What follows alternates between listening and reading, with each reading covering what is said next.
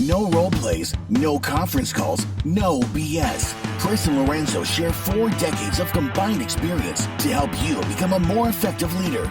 This is Hacking Your Leadership.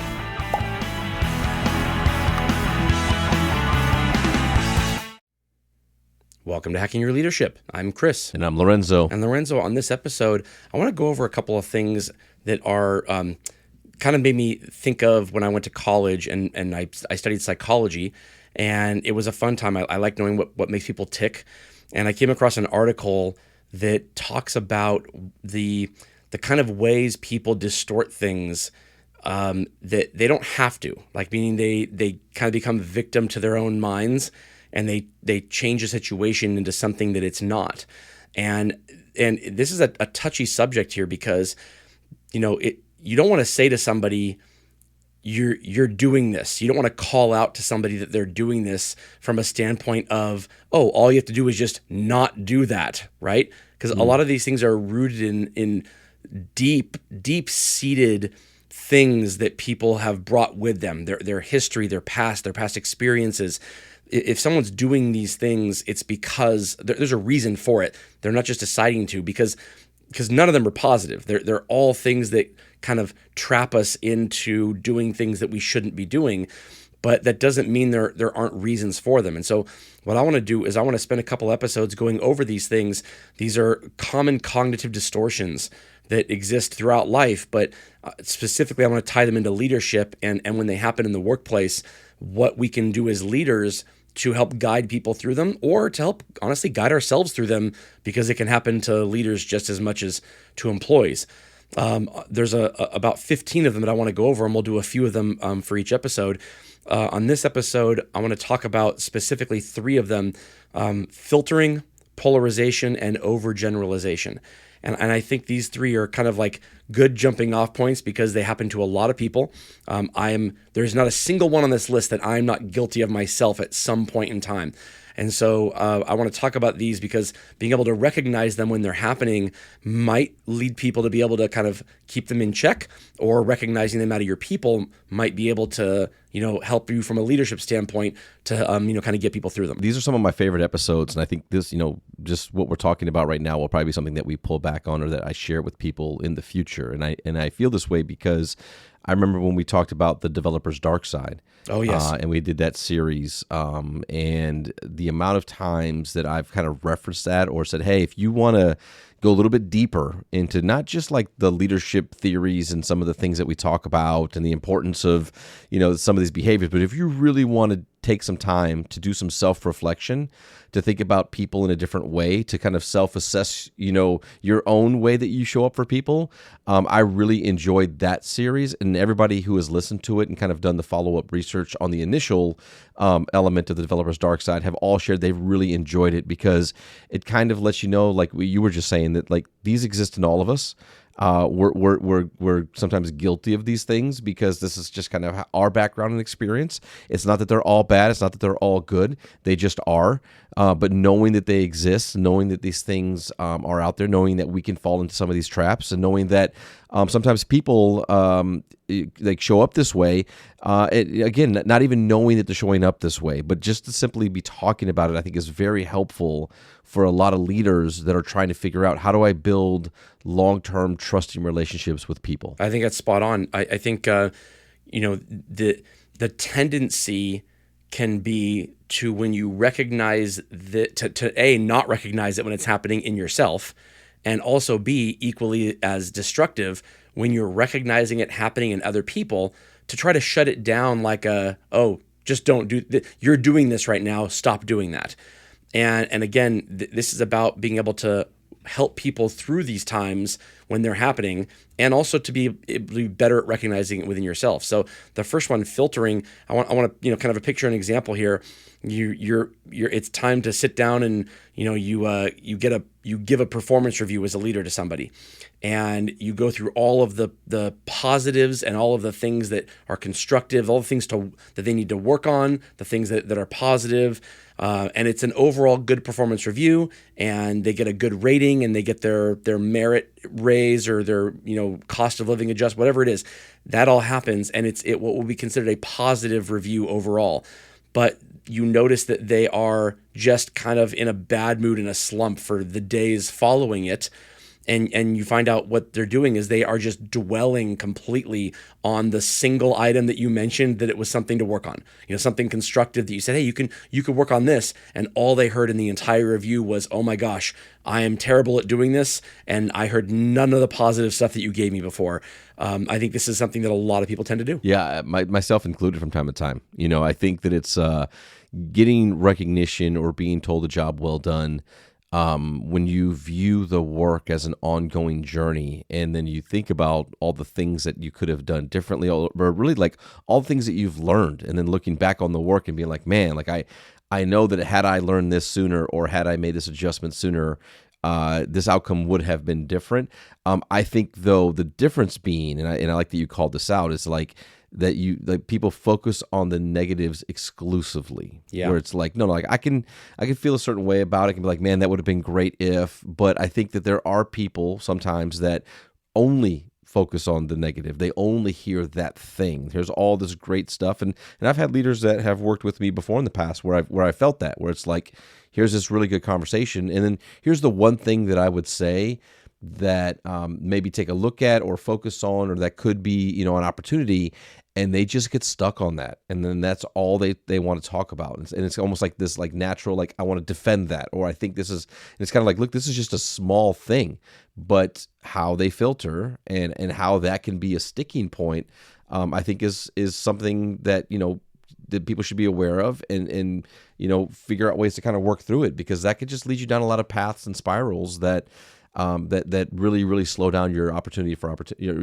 advancement, and for just kind of growth in general, personally or professionally. Right. I think there's another tendency that to keep in mind here too, and that's that the way that kind of annual or quarterly or whatever kind of performance reviews, coaching sessions, these things in general, the way they are structured in kind of the workforce as it exists is around the standpoint of what is the person good at, and what should the person make a change to? What should the person do differently?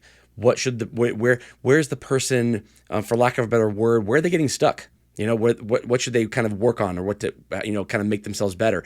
Because the structure of these kind of institutions is built around that. It is the tendency for many leaders to believe that in order to deliver a good performance review, something has to fit into each of those categories. And so in a lot of cases, the thing to work on isn't even a big thing. It's well, if I have to stretch as a leader to figure out where they should be working on something, I guess I'd pick this.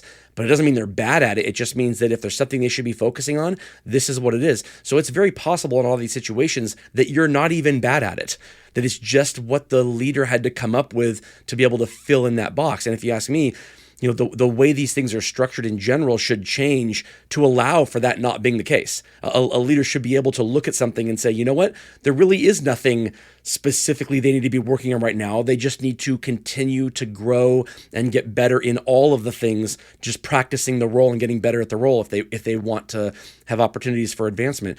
But that's not going to change anytime in the near future. So just keep that in mind as you're listening to these things or delivering them, that if you're a leader and you had to stretch in order to kind of figure out an example of something they had to work on, make sure that you give the context of that. That, if there's anything I could think about, it was this. But quite honestly, it took me a long time to even think about that, to come up with this as an item that you need to, potentially work on. So, don't dwell on this. Actually call that out as a leader, to not dwell on it. And if you're an employee and you're hearing something and it's a surprise to you, or if you are, kind of wondering, is this really something I have to work on? Ask and call it out right then. Don't take it with you and not say anything about it and then dwell on it and let it get you down. Really get some clarity on are there examples where you've seen this in me that not working right and I need to work on it? Or is this just something that you kind of had to fill in the blank and this was what came up? So I think it's really important to do that. The next thing is this kind of all or nothing thinking. And it relates to filtering in that it's focusing on the negative, but it can be kind of taking one specific piece of evidence and then applying that to the entirety of a person or who that person is. And so an example could be, you have a really great relationship with somebody. You work hard together, you notice a lot of great things that come from them, and then they do something that does not sit right with you, and you just write them off. It's like, oh, that person's, they're dead to me now. We can't do this. Without taking the time to kind of figure out the why behind it.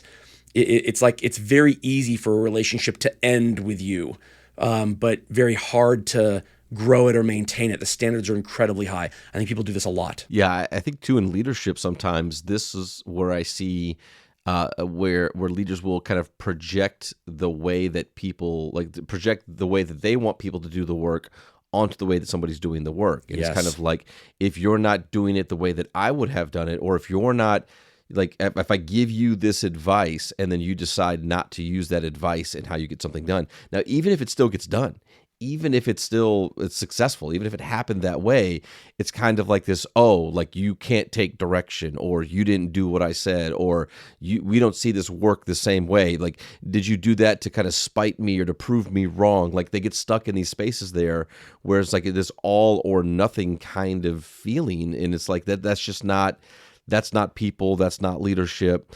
And it can be really tough, but I think that in the human experience for some, it becomes those things. I think that generationally, it's some of this is adjusting now in regards to, like, as people spend more time together, they give each other more grace.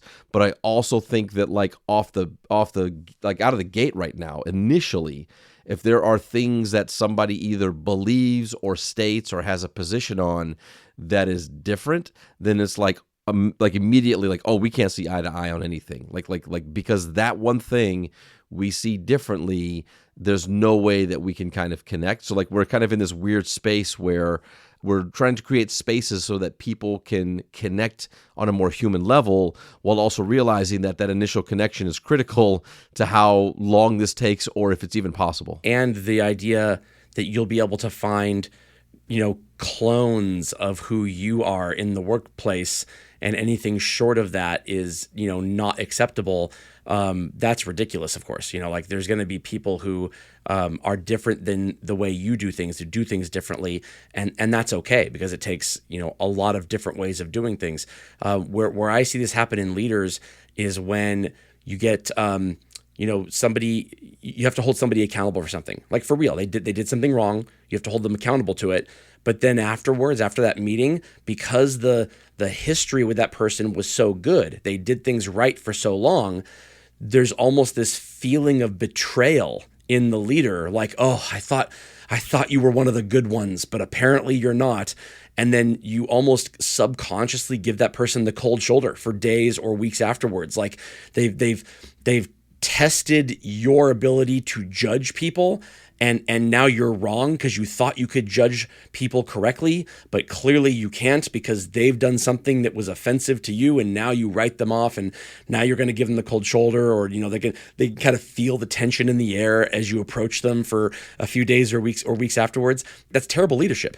That's a great way to alienate somebody or make them kind of devolve further, which then will validate your feelings that they weren't a good employee, because they will no longer be trying to be a good employee because they don't like the relationship with you anymore.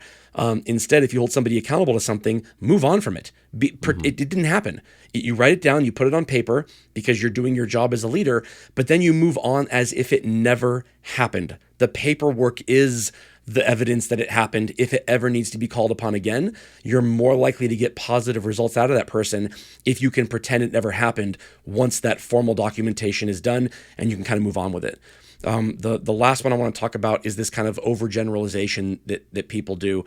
And I would say in this list throughout the entire series that we're about to do, this is the one that I'm the most guilty of the overgeneralization. I have some evidence of something, and it's real. It's real that this is evidence. And in my mind, it goes, oh, this is the way things are. This is the way all things are forever and always. And it feels good to feel like you have this kind of black and white answer to how life works. It's comforting. It's comforting to believe that there aren't exceptions to the rule. And the rule could be it could be a 99% of the time rule, or it could be just a 99% of my experience rule. But either way, it feels good to do this. But it is an absolute cognitive fallacy that you can put yourself into, and it can lead you to making terrible decisions when it comes to your people. Yes, I completely agree that this is a cognitive distortion that you have without question, 1,000%. And it's not just you. Like, I think it's one of the things that I am overly conscious of, because when I hear people say things like always, never, everything, nothing, like I'm just like, really? Like never? Like never? Always? Like it's always that way? It's everything? And because if we allow this to happen, then exactly what you explained in my experience is where it leads to. Where like now we start to believe that our own experience or our own perspective is that of everyone's, and it shuts us down, and it limits our ability to have some good dialogue and some good conversation, and to not believe our own BS from time to time. So I think it's a good one. When you hear people say those terms, I think it should pick up your ears a little bit, and you should question, is that accurate or not? And these are the times when I say you speak up and you say, hey, wait a minute, like we can't say never. We can say almost never. We could say most of the time, but we can't say never, because that's not fair. And if we can't agree on what the reality is, then it's really hard for us to find a common solution. Right. And you can even kind of discount it a little bit, or kind of like take charge of this bias, and know that it's happening by even just kind of de-risking it a little bit with sometimes it feels like. You can say that at least as an acknowledgement that your experience might not be the experience of everybody else. But an example could be like you notice somebody who's not speaking up in meetings for a while, and you bring them aside later on and say, why aren't you saying anything? And they say, well, remember that one time 3 months ago that I spoke up and it was the wrong thing to say at that time. So I just clearly I don't ever say the right thing. And you go, well, wait a minute. You don't never say the right thing. That one time you said something that shouldn't have been said. It was the wrong time to say it. And it happened to be a consequential time or a consequential thing to be able to be said. But that doesn't eliminate all of the positives that you've ever said. And it doesn't eliminate the fact that you have positive things to contribute in the future. And so you're going to be doing yourself more of a disservice if you don't ever say anything ever again, because of the fear of saying something that you shouldn't say again. You can acknowledge the one example of a negative without kind of attributing that to all of time and eternity, for everything you could possibly do in the future. So this is important, and you can recognize this as a leader when you hear these key words of always or never. Those are kind of the you hear that, it should make you think, wait a minute, let's explore that a little bit. Is it really always? That's not true. There's no such thing as a never when it comes to the human condition. Absolutely. And with that, it brings us to this episode's 1 minute hack. But first, a few words from our sponsors. All right, for this episode's 1 minute hack, here's what I want you to do. This is going to be focusing on the first one we talked about today, which is filtering. If you're a leader and you're delivering a performance review or a coaching session or anything, be very clear about whether or not there's something to work on with your employee. And if there is something to work on, it can't just be something that you state as, something to work on. It should be also, what you should include with that, with the something to work on is, hey, and here's how we're going to work together to get you better at it. Here's how we're going to, kind of spend time together to work on this particular thing so that you get better at it. If that's actually what it is. If it's not what it is, and it's just something that you had to kind of like figure out a way to include something they needed to work on, and you had to stretch to kind of think about it, then say that in that context. Say, you know what, this really isn't a bad thing. It's not something you need to spend a lot of time working on, but it's something that if there was something you could spend some time on, this could be it. But again, I don't think it's tripping you up. I don't think it's preventing you from getting promoted. I don't think it's a negative element of your job. It's just something that you can look at focusing on if you wanted to get better at something. And I'm here to help you if you want help doing that. If you kind of put it in those terms, you'll make it so your employees are less likely to dwell on this as almost something they have no control over, or something that's derailing them, and they'll be more likely to think of it as an opportunity for growth or advancement as opposed to something that's kind of holding them down. Yeah, I think it's a great 1 minute hack, and a good reminder of just how important like language and context is in conversations, especially when you're in a formal conversation around somebody's development and feedback or review or whatever that might be. And I think that over time, if you know that, and you've learned enough from your people or your leaders that maybe these are some of the things that they have to work through, I like to start off with some of that conversation where it's kind of like, hey, like I'm really excited for this conversation and talk about some amazing things that you've worked on. And some of the work that you've done and some things that we want to celebrate. But I also know sometimes that like you really focus on the thing that you can get better at, or maybe where there's an opportunity or something that you want to do. So like, let's talk a little bit about that first and kind of allow them to ask any questions or talk through it, and then kind of get into the other parts of it where you can walk away from the time together in that positive light and maybe some of that solve. But that's just an example or another way. But I think it's important to at least consider what makes sense and how do you share that information if you know that this is something that maybe just a way that they process information. Right. I think a lot of leaders get into this trap where they think they almost like don't want to say the negative, so they put it off to the last minute. And then that ends up being the thing that the employee kind of leaves the meeting with, like the last thing they think. No one wants to feel that way. So you're spot on. If you can start with it, even for people who don't dwell on it, even just to get it out of the way, so that the majority of the meeting or the performance review, as well as how it ends, is that it's positive. It ends on a positive note, and the general kind of feeling throughout is positive. People will attribute whatever they feel leaving the meeting to how that meeting went. Like if I walk out the door feeling positive, wow, that was a positive meeting. If I walk out the door feeling negative, then that was a negative meeting, regardless of what order you put it in. So you might as well get out of the way at the beginning and be able to kind of end on a positive note. Absolutely. And with that, it brings us to the end of this episode. This is Hacking Your Leadership. I'm Lorenzo. And I'm Chris. And we'll talk to you all next time.